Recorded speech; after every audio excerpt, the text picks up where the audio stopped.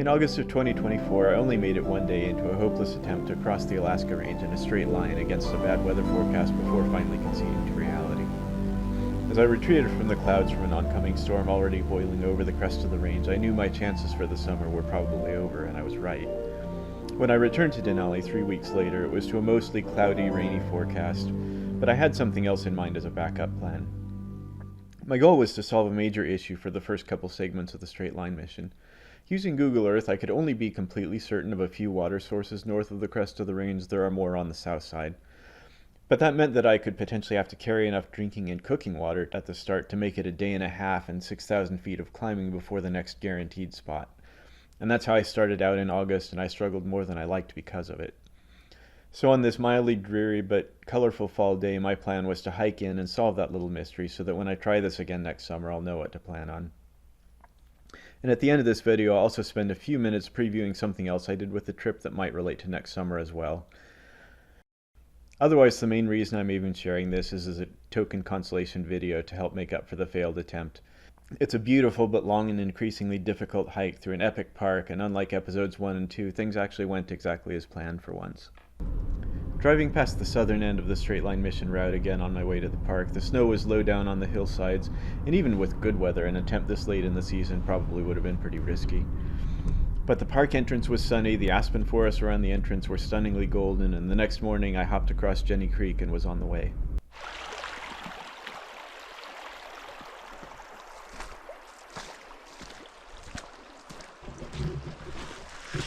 September 12th, I barely managed to cross Jenny Creek here with a little splash on the leg, and that was it. So on August 14, I set off attempting my straight line mission across the Alaska Range, and obviously didn't continue.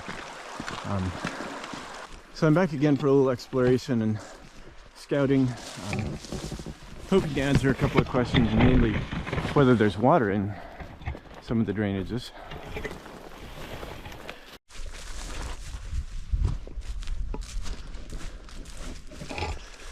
It's the very end of fall here. The park's beginning to go into winter mode. Services are shutting down. Today's the last day of bus service into the park.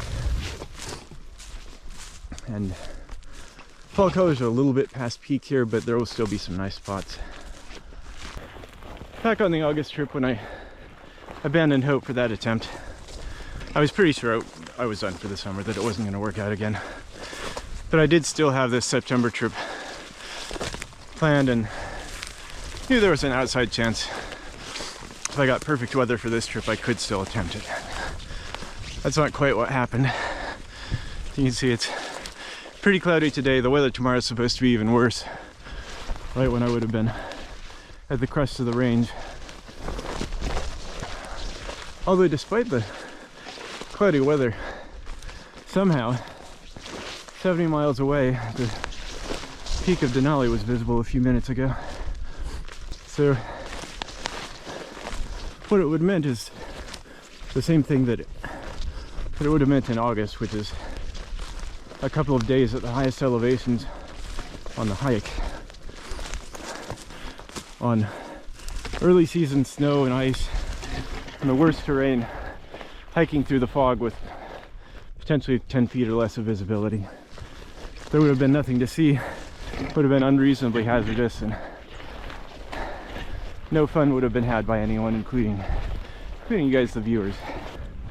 The mission is on hold until next summer, but I think I'll have a better plan and attempt it earlier in the season as well.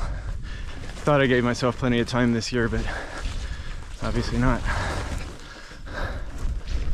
I've moved down to hike along the Savage riverbed, hopefully able to make better time through the kind of open willow here.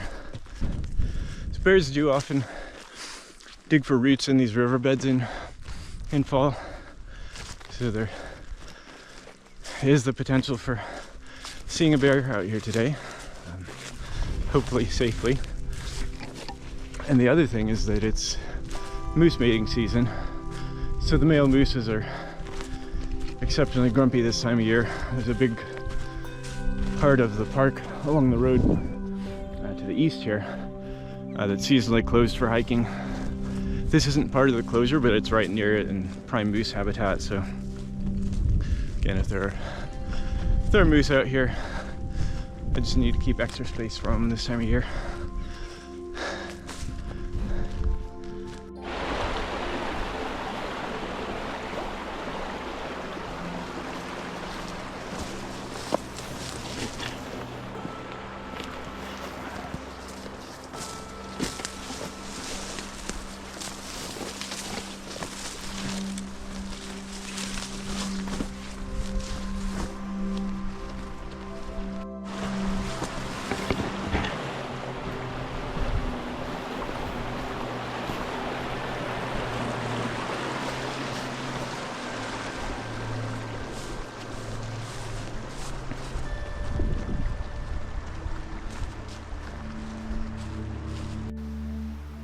Approaching the pass between the first mountains of the Alaska Range, there was a great view of the straight line mission route up the mountain featured in episode 2, which hopefully you've actually watched, or this whole video won't make much sense. The mountains on either side of the river narrow the valley bottom, but the relatively soft rocks and past glaciation here mean that the canyon and river gradient isn't as steep and rocky as where the river passes between Mount Healy and Mount Margaret from episode 1. Until now, the floodplain has been a pleasant walk with firm ground and the ability to find paths between the colorful willow trees. But as I approached the pass, I entered the same spruce forest from episode 2 as the ground slope increased. Fall in the forest meant that the undergrowth was full of colors that were just beginning to appear when I was here in August. There are several species of blueberries in the park, and they're one of the best contributors to fall colors in the forest and tundra. Dwarf birches, which were mostly past peak on the hike up to this point, seem to be holding their color better here in the forest. Fall mushrooms are usually abundant in the forest, but I saw very few on this hike other than patches of puffballs ready to release their spores.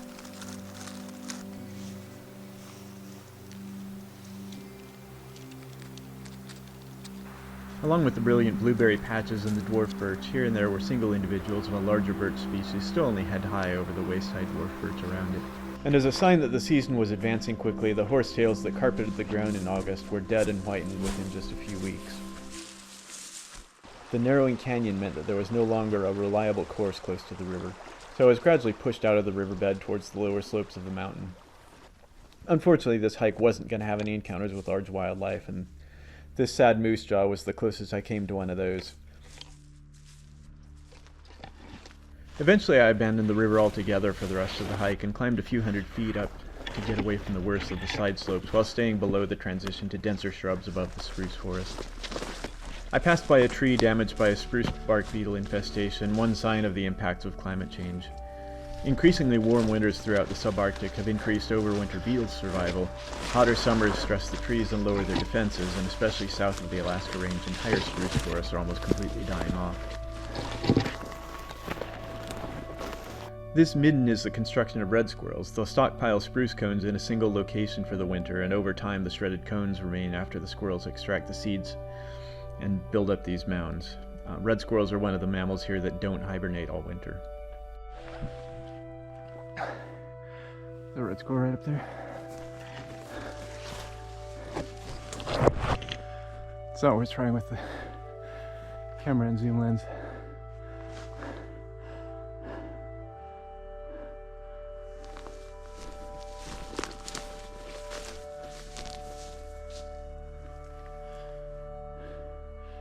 Just to the left of the trunk,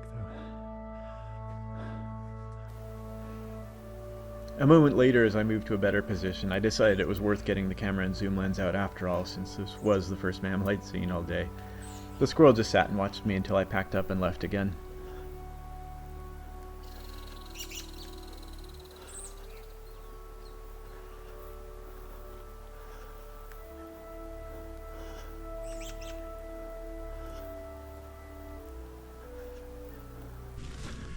It's just after 12. I've, even with all the distractions, gone about 5 miles. Total plan for this hike was about 13 miles. So over a third of the way done, but I need to cut down on the distractions and make more progress now. In either a third of a mile or about 1.25 miles, depending on what I see and how I feel. I'll check out some of the streams for reference for next summer. Hopefully they're streams and not dry canyons. And then turn to the left and head up some of the parallel ridges that the line crosses. Get up to higher country and take a different route back to the car from there.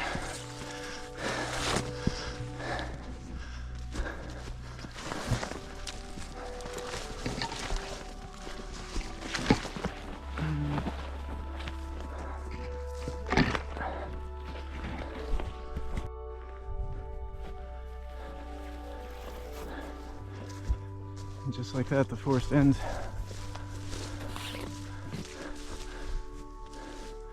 It's like the last spruce trees until you get to the other side of the mountains.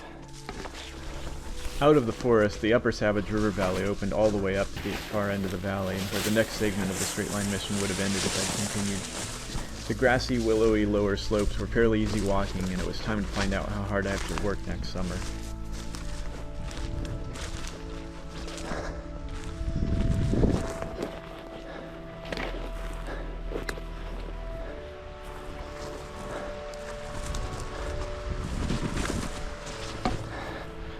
Okay, this is great news.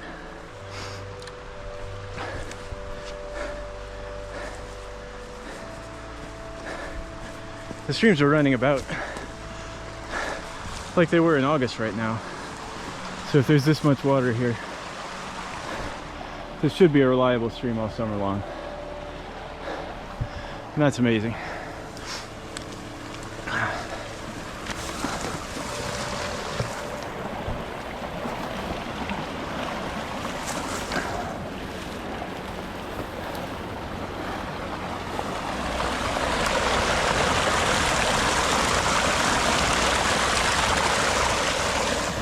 My fear had been that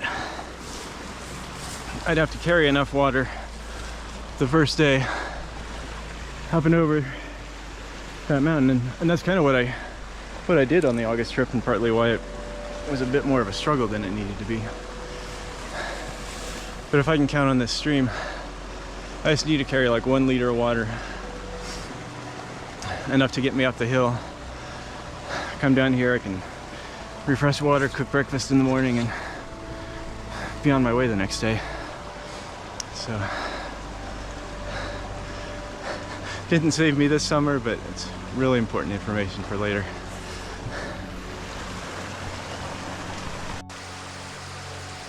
I talked to a couple of rangers who had hiked up into this valley before my August attempt to see what they could tell me about water availability, and of course they said, "It's fine, there's water everywhere in the valley."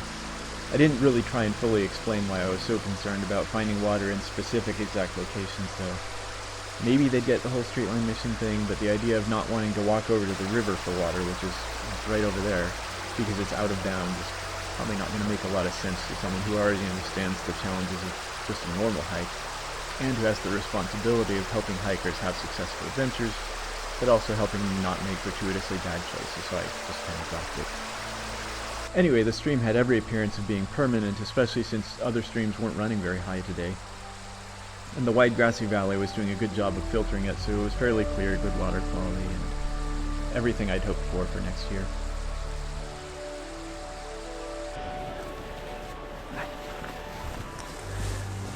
The other great thing the water means is I don't have to go the extra mile today. It would have been to go over this ridge to the next canyon to see if that one had water. If this had been dry or questionable. So, up to the top of this one, we'll have a good view. So the rest of the hike, we had to climb up that, follow that ridge line, up and over the east end of the big flat top mountain. The line comes down through here, and then back over to the car. I can't go straight to the road the way I did in the August trip when I gave up. That's part of the moose closure. Have to take a little circuitous route to get back.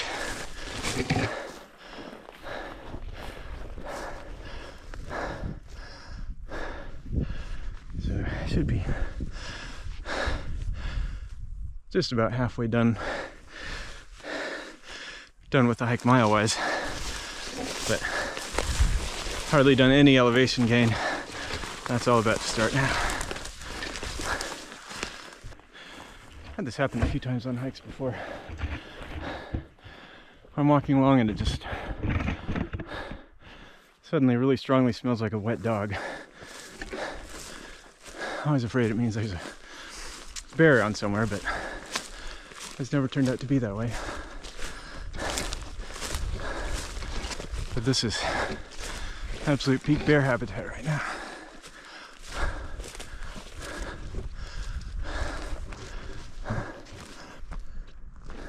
If there was a bear around, I didn't see it. I was almost immediately distracted by a little surviving patch of one of the prettiest small tundra plants, bearberry. It's a close relative of the large shrub or small tree manzanita, common in the foothills and mountains in the western U.S. But here it's a little mound plant no more than a few inches tall. Along with the bearberries, I finally ran into a patch of ripe, sweet blueberries, another reason to have my eye out for bears. These patches with blueberries, bearberries, and lingonberries are one of the main seasonal foods of Denali's grizzlies, which are mainly vegetarian actually, with some side dishes of ground squirrels if they can dig them up, and the occasional larger animal often acquired through scavenging. I'd been a bit surprised at the live bearberry patch because they're pretty frost sensitive, and within just a short bit of climbing got to a point where a hard freeze had killed them all. More bearberry. Put them up just high enough that it's pretty much dead now, and here's that really similar netleaf willow. Bearberry changes to red in fall, the willow changes to yellow. The fun, relaxing, casual walk through a forest in late fall part of this adventure is over now, and it was time to start working. This might be the best little patch of blueberries yet there. A little bit bigger and definitely sweeter than a lot I've had so far today. In case anyone was wondering, subsistence gathering of berries is allowed and even encouraged here in the park.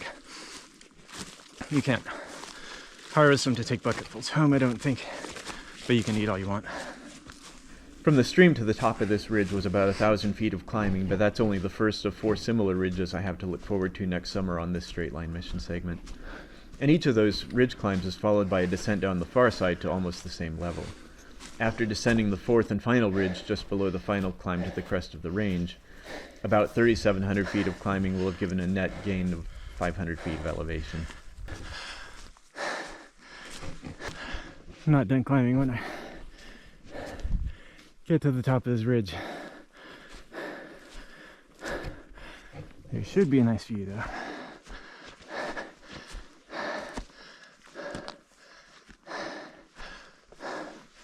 Of course I'm not even at the top.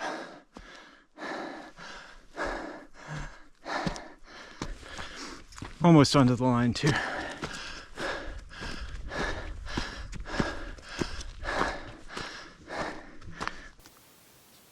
Not every plant here is as frost sensitive as the bearberry. The mountain harebell, with almost more flower than plant, grows on bare, rocky, exposed ground, and this plant is flowering in a spot that was under snow the previous day. Some alpine plants, although I'm not sure about this one specifically, spread bud growth, flowering, and seed production over multiple years in the short growing season. I'm actually right on the line right now. I'm gonna walk back just to look over the edge for a view of where I have to climb up next time.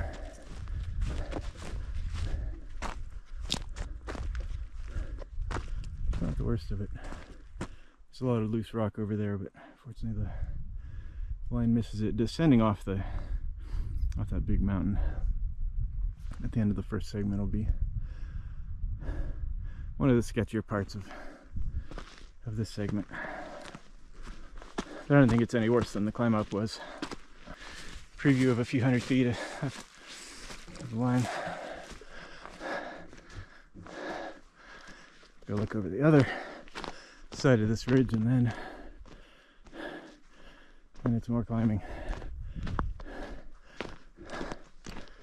Here we go, a tiny token straight line mission across the hilltop on this ridge. This is the first snow I've actually walked past so far. Somehow, despite the complete lack of obstacles of any sort, I still managed to wander almost 10 meters off the line. Easy platinum segment overall, though.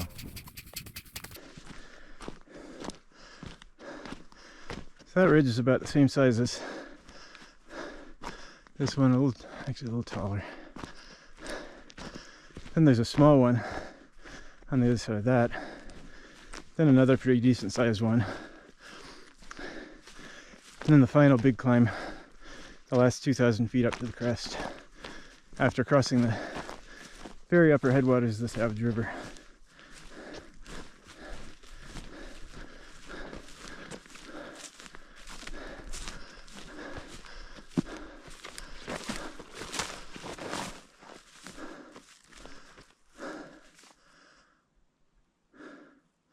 So that stream looks dry, which is also good to know.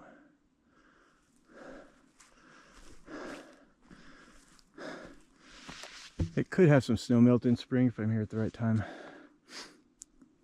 But I'll try not to count on it. So that means loading up with enough water back there to get me over potentially all 4 of these ridges before I get to the Savage River. Before I do this last climb though, which does look like it gets a little sketchy up there. There might be a way around. Finally, time for lunch.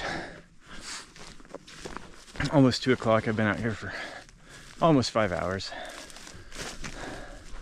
Lunch in this case just meant an orange, a couple handfuls of trail mix, and a cookie or something. I didn't plan to climb up this just to fill up my day. It's partly to give just a little taste of what I would have run into if I had attempted the mission this week after all. On a much smaller scale, this ridgeline is actually eerily similar to the worst spot at the crest of the range. Reasonable climb up for a bit, and then you hit cliffs and a bowl that you'd have to climb around the cliffs into. I think the rock texture is kind of similar, so I'm actually pretty curious what the texture of this will be like if I try and go to the left around those rock outcrops. I wasn't expecting much of a view. I thought all this would be in the clouds by now today, but they're a little bit higher than they often are this time of year.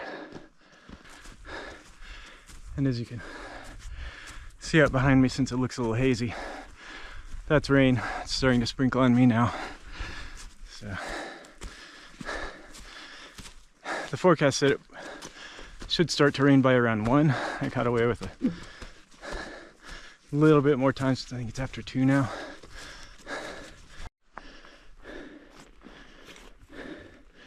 Not fresh or anything, but this is where a grizzly bear was trying to dig up Arctic ground squirrel burrows. See holes like that all over the hillsides in tundra.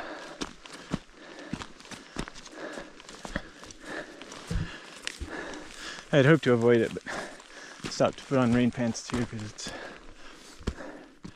not too bad there. And then the rain's moving this way pretty quick.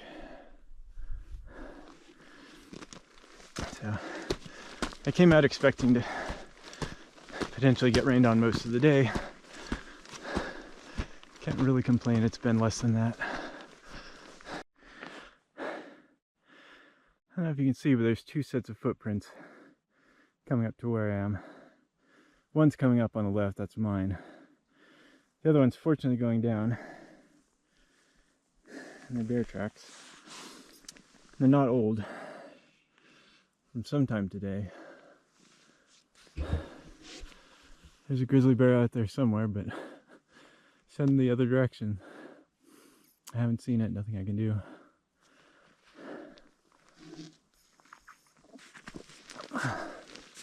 Hopefully I don't start to see tracks going back up the hill.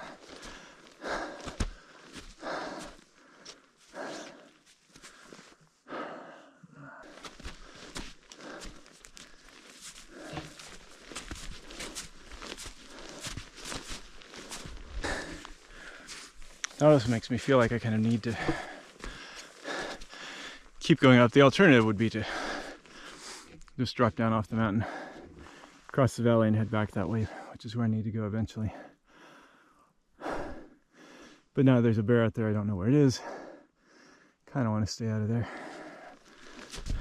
No surprise this snow is not frozen very well. Really slick and greasy feeling. It's not at all fun to climb on. Fun difference between the north and south faces of the ridgelines. With the rock outcrops blocking the path ahead, it was time to hop off the ridge and see if I could make it across and up the side slope. There's a sudden change in rock formation right here. Not one I'm crazy about. The shale of the other rocks, you know, splits in horizontal planes and is kind of slidey, but this stuff is just, you can see it's just falling apart. I don't think I can trust anything about it.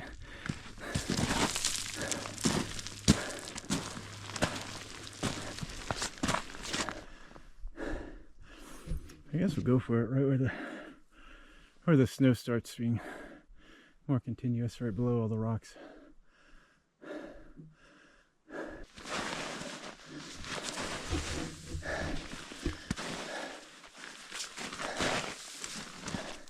Stuff's soaking wet too. I started creeping across the slippery, unstable slope, which had been under deeper snow the day before, melted in the night's rain, and rocks coming loose as the snow melted had left tracks to the bottom of the mountain. Hopefully I wouldn't do the same. So the crest of the range is, it's about 1,500 feet higher than this spot, which means it would be quite a bit snowier today. If I had attempted the line this week, which again I quit seriously considering before I ever left home, this would be much deeper snow. Probably in the clouds at that point. Overall a bad choice and a bad experience.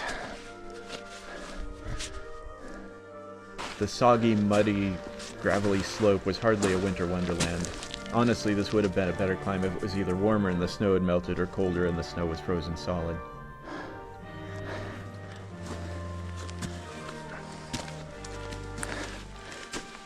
Going across this wasn't too bad, but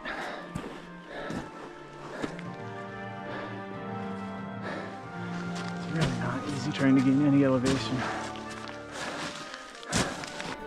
As I mentioned, this spot kind of interested me because of its similarity to the worst spot on the entire line right at the crest of the range. It's structured similar to this, where I would start up a ridgeline, run into some rock outcrops, and have to divert to the left into a large, steep, bowl-like feature, and either be able to pick my way up through the rocks to the top like this without straying too far off the line, hopefully. Or in the reasonably likely situation that I couldn't do that, the only other choice would be to drop way down into the lower part of the bowl and probably end up with a deviation around 300 meters or more. Of course, my little adventure here today doesn't really tell me much since A, it's not the actual spot, and B, I still haven't been able to get a good clear view of the spot I'm worried about. On top of that, it's about 4 times the size of this little peak. However, aerial imagery suggests there might be similar slopes and channels of loose rock that I can take advantage of, and like this hillside, maybe I can crawl my way up to the top without running into an actual cliff somewhere that I can't bypass. Anyway, as loose and slippery as this all was, I was able to pick my way back and forth and avoided joining the loose rocks at the bottom of the slope.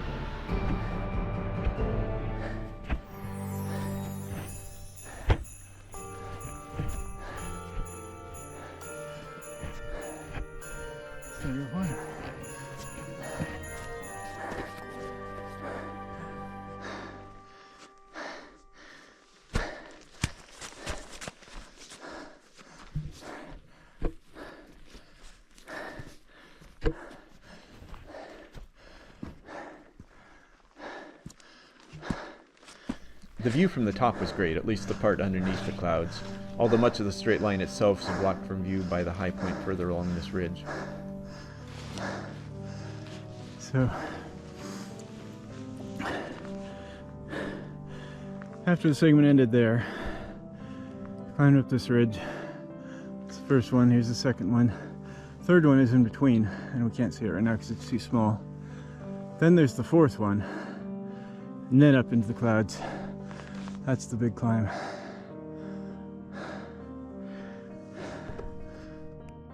The crest of the range and high point of the straight line was mostly buried in the lowering clouds by now, and only the easy part of the final climb was visible. There's a low saddle in view that's the last safe flat spot before the questionable climb. No view of the upper climb was a bit unfortunate, since this was actually a pretty good vantage point from a good angle to try and make an assessment of what the climb would be like. This location, more than anything, shaped where I placed the line while planning it. To the west is a wall of cliffs and no more viable points beyond as the height and ruggedness of the range steadily increases. To the east there would have been some unpleasant side effects at other locations on the line.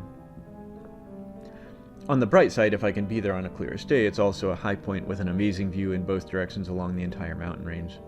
Ultimately, I'd kind of decided to embrace the challenge and risk of this spot for the hopeful scenic payoff, if only I could manage to ever get there. As I sat here adding some dry warm layers after the climb and messed around with the time-lapse photography, rain was steadily moving my way. There was no hope in avoiding it, and after all, I'd been expecting rain already from the forecast.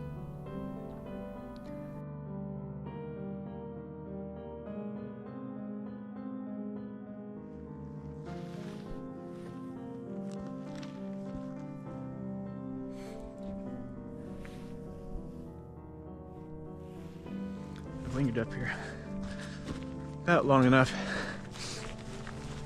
It's actually just over 5 miles in a straight line back to the car, but not exactly a straight line I want to follow. Down this again.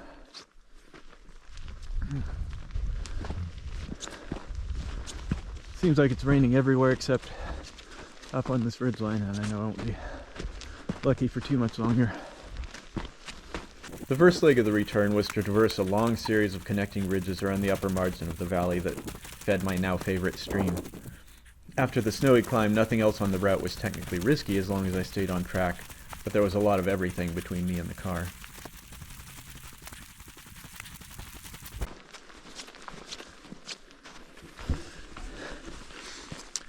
I'm glad this isn't completely in the clouds quite yet, but maybe once I get over there. It's not too bad walking in the clouds. There might be only 10 feet of visibility sometimes, but if you know the route, know where you're going, that there aren't any drop-offs, it's okay unless you walk right up onto a bear or something. But if the terrain's sketchy, has any cliffs, ledges, drop-offs, you should still see them at the last second, but it can be a little uncomfortable. So I have to follow this ridge down and around, eventually get over to there and kind of cut over that ridge and then just go straight back to the car from there. Flock of probably rock ptarmigans.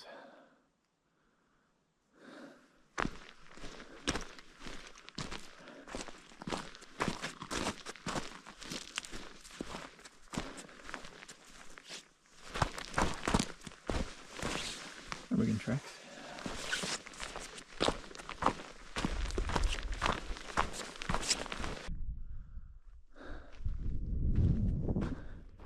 It didn't take long after leaving the summit for the clouds to close in behind me, and I was already losing the view of where I had just come from. I could still see lower down into the valley, but the peak I just left was already buried. As I climbed back towards the clouds again and the last high point of the connecting ridge, I realized I'd forgotten to think critically and look ahead before it was too late. I thought I knew where to go, but there was no longer any way to tell.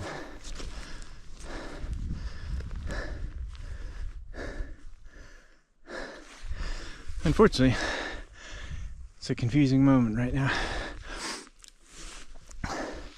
I think I should go down this ridgeline. I do not think I should go down this one. But the fog's moving pretty quick.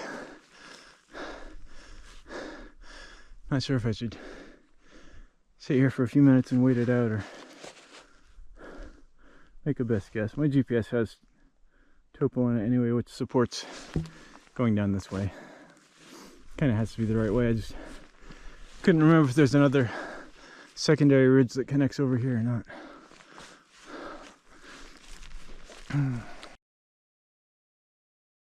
I gave it a few minutes, but it was no surprise at all that things just got worse.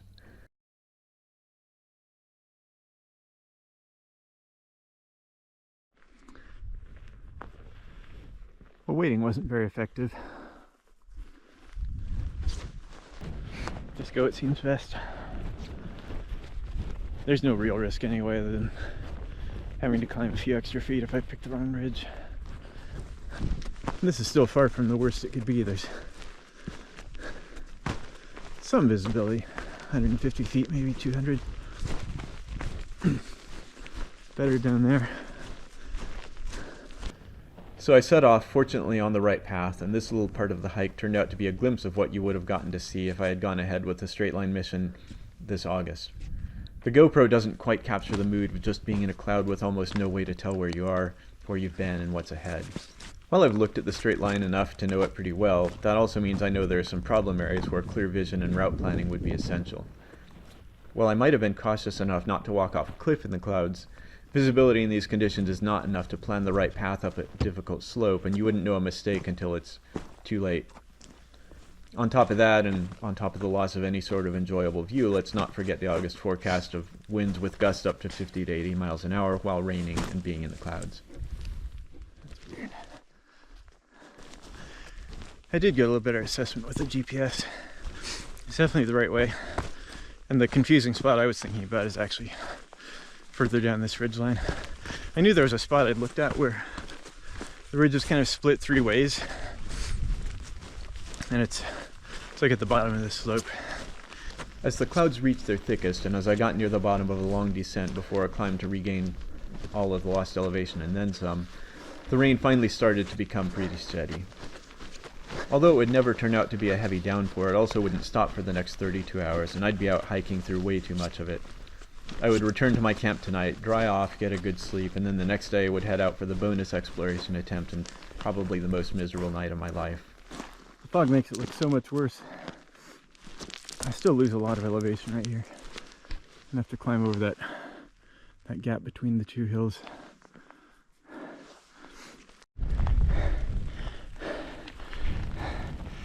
This climb has not been any fun.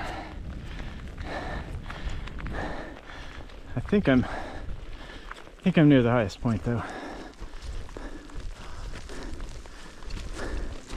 Since I can't see much, can't quite tell when I can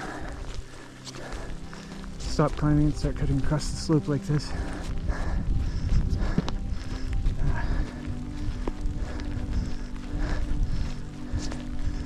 Okay, nowhere near where I wanted to be yet, which seemed right. I need to go clear on the other side of that second ridge over there.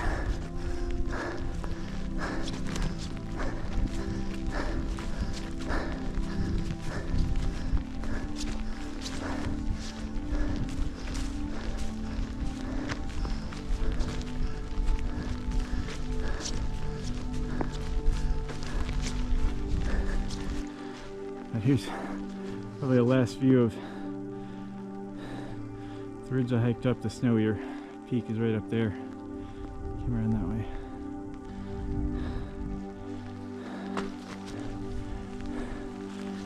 So that's the goal over there, and the car's kind of straight behind it.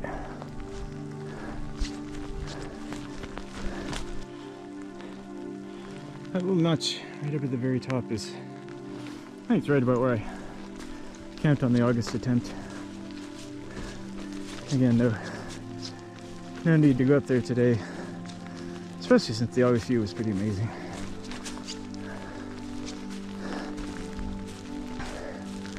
Probably still like an hour and a half to the car. Let's see, it's 5:20 right now. So let's see if I'm back before 7. This is the same rock slide I had cross and descend after August. Although I'm quite a bit lower down this time. Still have to get over that ridge. I had one big slip just a minute ago with the camera off. Fortunately, it was on plants. I just tried to step across a gap and had a bad landing.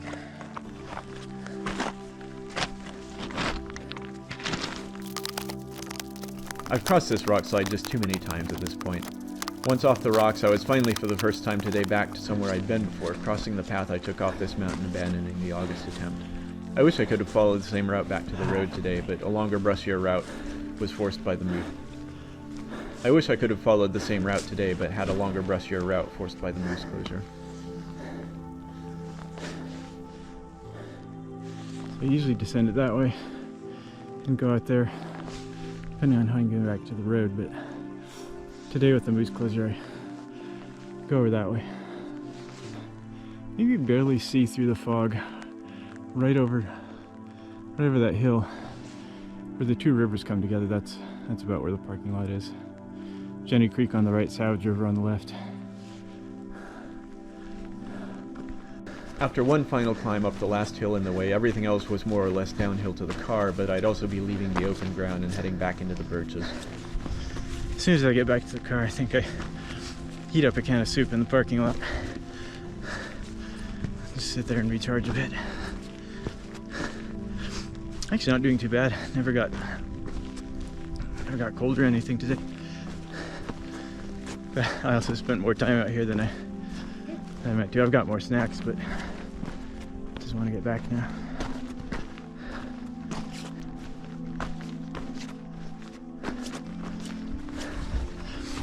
I can actually see better without my glasses than with them. I thought I would have brought a glasses case to stow them in.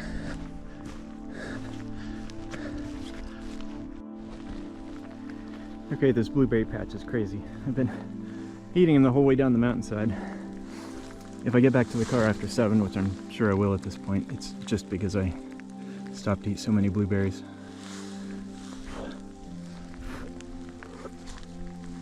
All these pink little shrubs here. Almost to the bottom though. After I get to the bottom, there won't be so many, and I'll have to unfortunately keep going.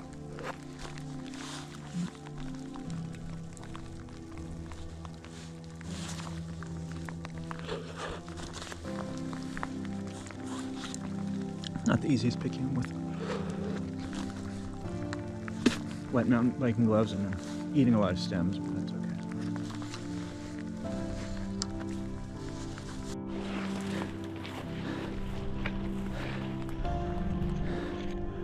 This has been a really long, monotonous hike, and I'm finally back almost to working. Can't quite see the parking lot, but the river and stream come together right up there.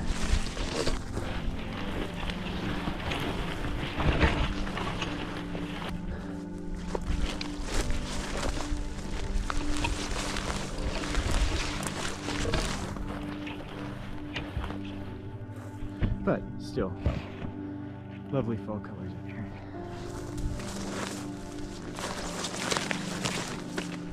Got some roses. Didn't really pass many of them today. After the blueberries, I actually walked the whole way just above the straight line, a little bit to the east, up where it was higher and flatter. So walking along in August, I could tell it was definitely a little bit easier. I keep waiting for these rain clothes to tear on a branch or something, but I've been on maybe 3 hikes like this. They held up pretty well. And finally, back to Jenny Creek, a short walk from the car. The creek was no longer an obstacle, but just another wet thing like everything else in my world. No sign of a mountain behind us.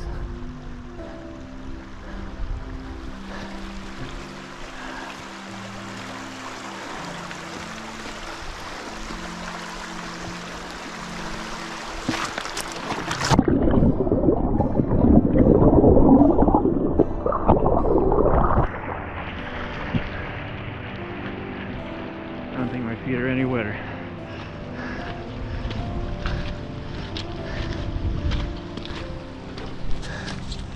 So from here, it's just like a quarter mile on a trail back to the car. Finally all done. And the trails are right there. Now's the part where I get cold. The only time I checked the temperature, it was 40 degrees up on top of the highest point above the snow. But now I've got to stop, and can't change everything right now, but I do have dry shoes in the car. I have to sit there and strip down, quit moving, and be shivering pretty quick here. So there's the car. Time is 7:42, so I apparently ate blueberries for 42 minutes. Maybe not quite that long, maybe I slowed down a bit on the last couple miles. Okay, it says 15.16 miles, 10 hours and 45 minutes, 4,067 feet of climbing. So I predicted the elevation all right, but definitely wandered around a little more through all the trees and shrubs and added a couple miles from that.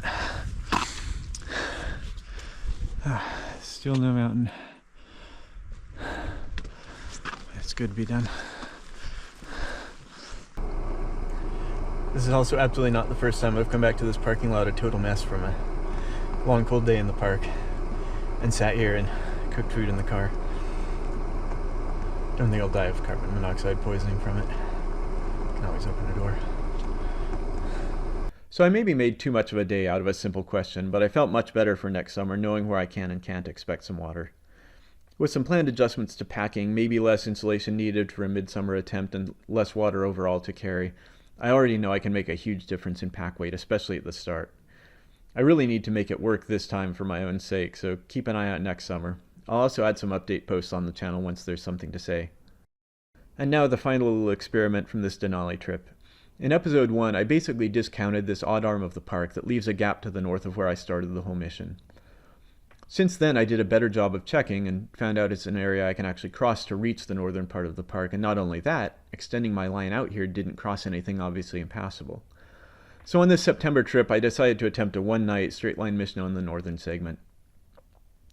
The weather forecast was that the rain would continue all day from the previous day and eventually stop overnight, and the next day would be relatively nice. That was all quite accurate. I could also see that the route out there didn't cross any alder and looked like good walking, but I have to admit I didn't trust it just because the elevation was so low and it was more likely to be the spongy mossy tundra than nice firm ground that you might find at higher elevations. That worry was also accurate, but I didn't worry nearly enough about it. I set off in the rain mid-afternoon and didn't make much of an effort to record on the hike, planning to catch a couple of bits here and there, but mostly pick up when I started the mission the next morning. The mission never happened, so here's just a couple of bits and some commentary. The hike started out easily enough across a long flat stretch with some large flocks of sandhill cranes beginning their southward migration.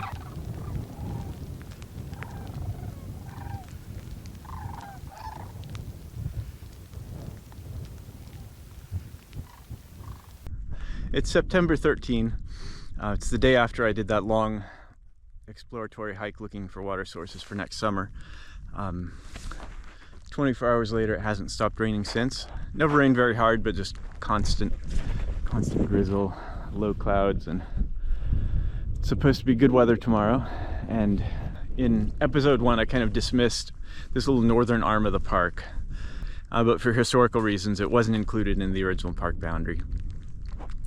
But this northern segment above that, it was something I didn't think I could really get to, and then I found out that there is access to it. I can hike out on the route I'm taking and extend my straight line to capture this mountain range here. There's more to it on the other side that you can't see, but my goal is to hike up, camp on the ridgeline tonight, hike out to the north park boundary in the morning, and then follow a straight line back across there, back to where I parked maybe a mile away. It's kind of like episode 1. It's about a six or 7 mile straight line segment, and it takes about 22 miles of hiking to hike out, cover it, and get back to the car. So again, extra effort for little forward progress on the overall mission that's kind of being assembled like a clay sculpture at this point. Not much to record until I get started tomorrow morning, unless there's something really cool along the way. Today's just going to be gray, drizzly, or rainy, trying to cover some miles and get to my campsite. Might as well do a quick status update while I'm stopped. So I started a parking lot near that bigger lake out there. Endless hike across boggy, tussocky tundra through that spruce forest, up this moderately steep climb through an absolute wall of water-saturated brush. And then finally about to the end of the brush, starting to break up into bare ground, which just means it'll be more open, windier, and I'll probably start feeling the cold worse. Been hiking about 3 hours, about halfway there, and I've still got over, I don't know, like 4 hours until sunset. Doing good on time, but when I get to camp, I've got some dry things to put on. Just gonna have to do the best I can and get under cover and start warming back up again. This hasn't been any fun. I could have recorded to show the misery of the climb and everything, but I'm not even on the straight line right now, so it's kind of pointless and irrelevant in a way. It's just what it took to get there. Still a few miles to go. Time for a quick dinner break.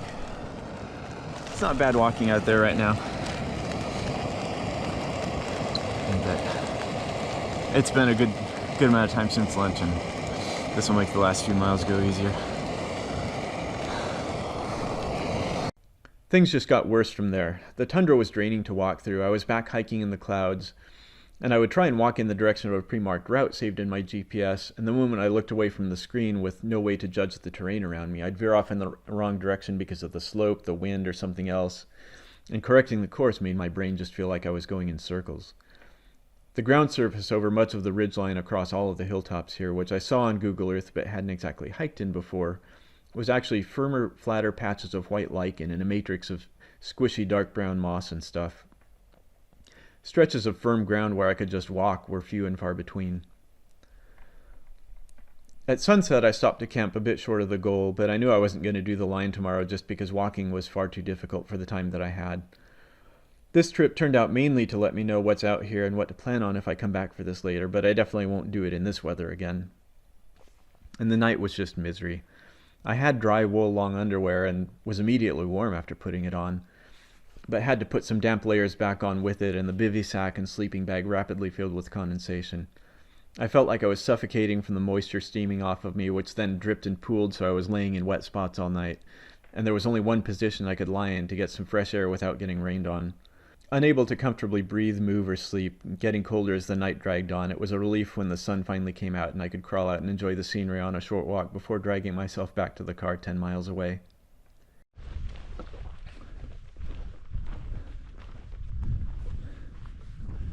So this very northernmost segment of line, which I'm not unfortunately hiking today, starts about 3.5 miles north of here on the far side on the base of this mountain across a creek. And it comes along just down here below me and continues on. You can see the Savage River Canyon, and episode 1 of the straight line mission started on the other side of that ridge between us and the canyon, kind of right near the base of that. In between there's this big block of state-owned land that I wasn't sure if I could cross it to get to the park, then found out I could. So found out that it's technically possible to extend the line out to here.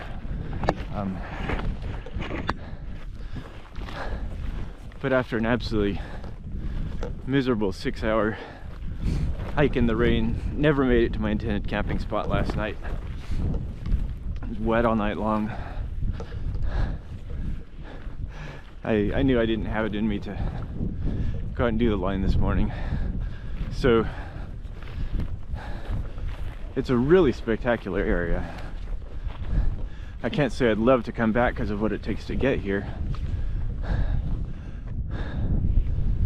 but who knows, maybe next year I'll have a couple days and nothing better to do with my life than to come out here. Early summer would be bad. It would be full of mosquitoes. It's really boggy on the way in here. So fall's kind of the only sensible chance to do it, but then you end up with fall weather like I did on this trip.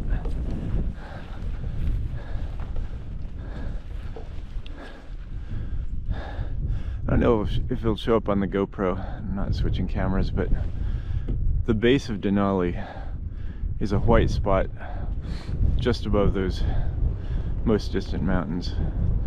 It's almost hidden in the clouds. More of it was visible a couple hours ago this morning, but I was still waiting for my stuff to dry out around camp.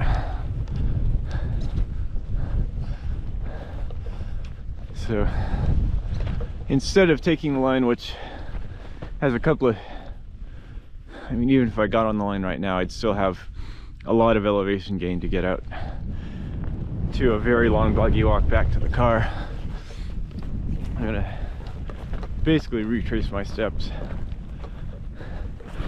That's not great either, but at least I know what I'm getting into and it's tolerable. So yeah, hopefully I come back and do this someday. No promises. If not, I don't think I'll regret it.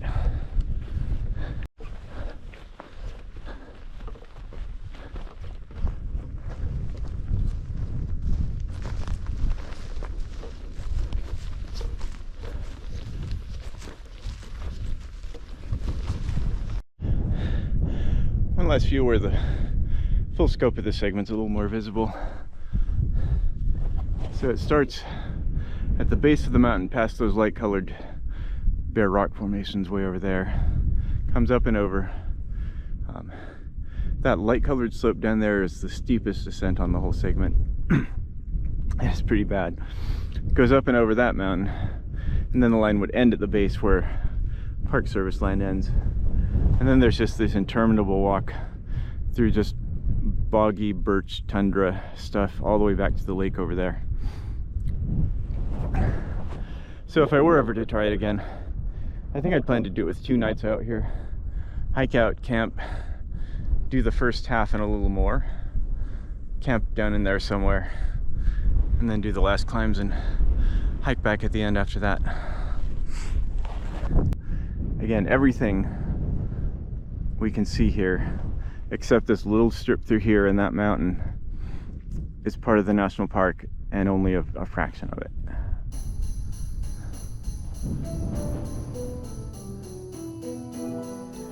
So that's it from Alaska for the summer. I may be back during winter, but those trips usually aren't that video friendly. We'll see. I do have a couple desert adventures planned though, so keep an eye on the channel if you want, and especially watch for a more successful Alaska range attempt next summer.